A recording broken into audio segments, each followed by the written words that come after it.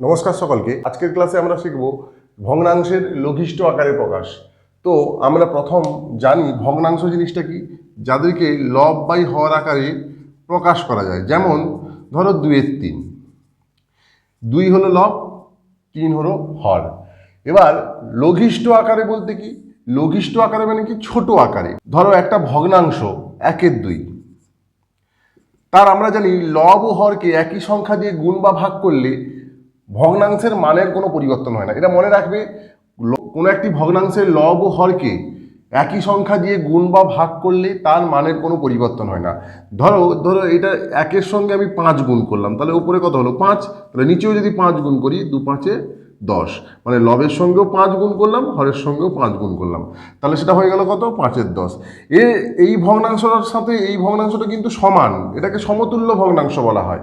কিন্তু দেখতে আলাদা, দেখো দুটো কিন্তু দেখতে আলাদা। একটা হচ্ছে 1/2, একটা হচ্ছে 5/10। 1/2 এবং 5/10 এদের মান কিন্তু সমান, কিন্তু দেখতে আলাদা। তাহলে 5/10 লঘিষ্ঠ আকার হচ্ছে 1/2। দেখো এর সংখ্যাগুলো ছোট ছোট, দেখো এখানে 5টা 1-এ, 10টা 2-এ পরিণত হয়েছে। এইটাই হচ্ছে লঘিষ্ঠ আকারে প্রকাশ। মানে এই ধরনের কোনো একটা ভগ্নাংশ দেওয়া থাকবে, তোমাকে এই ধরনের ভগ্নাংশে পরিণত করতে হবে। বোঝা গেল? সেটা কিভাবে করবে, তার সঠিক নিয়ম কি, বা একটা তৃতীয় শ্রেণী বা চতুর্থ শ্রেণী বা পঞ্চম শ্রেণীর ছেলেকে খুব কম সময়ের মধ্যে খুব সহজ কৌশলে কিভাবে শেখাবো, তার সহজ কৌশলটা কি, যাতে তাদের খুব সহজে মাথায় ঢুকে যায়। ঠিক আছে, ওরা তো শিশু, ওদের ওদের যখন পড়ানো যাবে তাদের শিশু মনস্তত্ত্বটা মাথায় রেখে আমাদের পড়াতে হবে। ঠিক আছে, শিশু মনস্তত্ত্বের কথা মাথায় রেখে পড়াতে হবে। লঘিষ্ঠ আকারে প্রকাশ কিন্তু বিভিন্নভাবে করা যায়, কিন্তু সঠিক কৌশলটা কি, ছোটদের শেখানোর সঠিক কৌশলটা কি, সেটাই আজকে শেখাবো।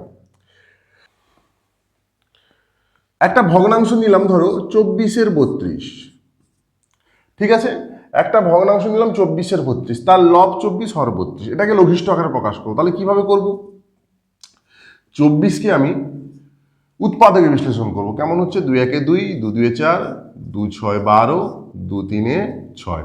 তাহলে কি হলো, 24কে ভেঙে আমি এই সংখ্যাগুলো পেলাম, এই সংখ্যাগুলোকে গুণফল আকারে লিখে দেবো। 2 গুণিতক 2 গুণিতক 2 গুণিতক 3, 2 3, ঠিক আছে। 32কে ভাঙবো, 32কে একই রকম, 32কে ভাঙলে কত হচ্ছে, 2 16 32, 2 8 16, 2 4 8, 2 2 4।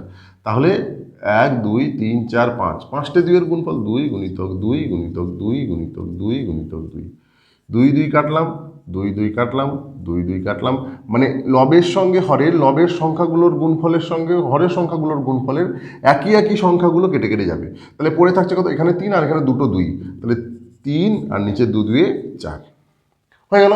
মানে 24/32কে লঘিষ্ঠ আকারে প্রকাশ করলে 3-এর 4 হয়। দেখো দেখতে ছোট লাগছে, দেখো তার লবের সংখ্যাটাও ছোট, হরের সংখ্যাটাও ছোট, কিন্তু তার মান একই। ঠিক আছে, 4/3 যা 32/24 তার মানে একটা কেককে 32 ভাগ করে 24 ভাগ খেলে যতটা পাবে, 4 ভাগ করে 3 ভাগ পেলে ততটাই পাবে। ঠিক আছে, একটা কেককে 32 ভাগ করে 24 ভাগ পেলে যতটা পাবে, একটা কেককে 4 ভাগ করে 3 ভাগ পেলে ততটাই পাবে।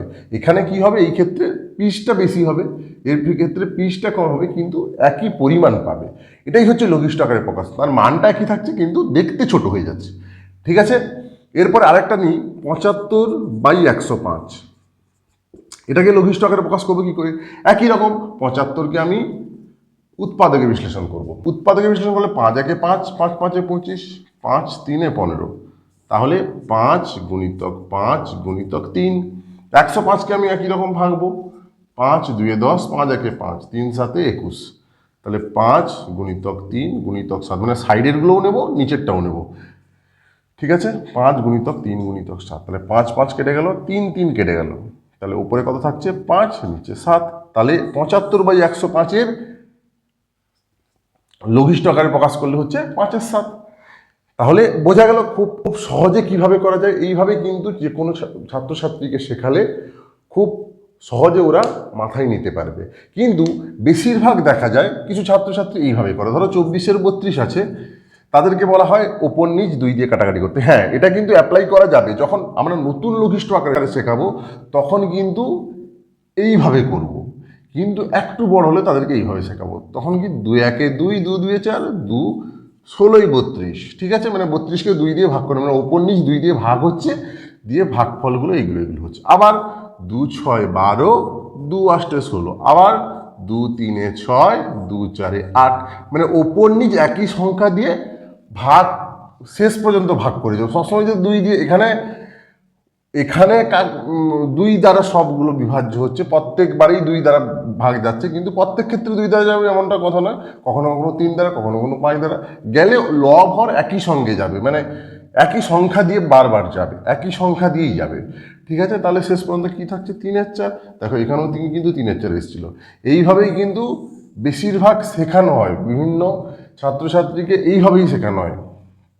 কিন্তু এইভাবে আমি মনে করি যারা তৃতীয় চতুর্থ বা পঞ্চম শ্রেণীতে পড়ছে তাদেরকে কিন্তু এইভাবে শেখাবো না, আমরা শেখাবো এইভাবে। এটা শেখাবো কখন? যখন ষষ্ঠ শ্রেণী সপ্তম শ্রেণীতে যাবে, এগুলো বুঝে গেলে তার ব্যাপারটা কি এটাকে কিন্তু ধরতে তার সুবিধে হবে, না হলে একটু কঠিন লাগবে। বোঝা গেল? আশা করি অন্যান্য ভগ্নাংশের ক্ষেত্রেও সবাই পারবে। ঠিক আছে, আজকের মতো ক্লাসটি এই পর্যন্ত, পরের ক্লাসে আবার দেখা হচ্ছে। নমস্কার।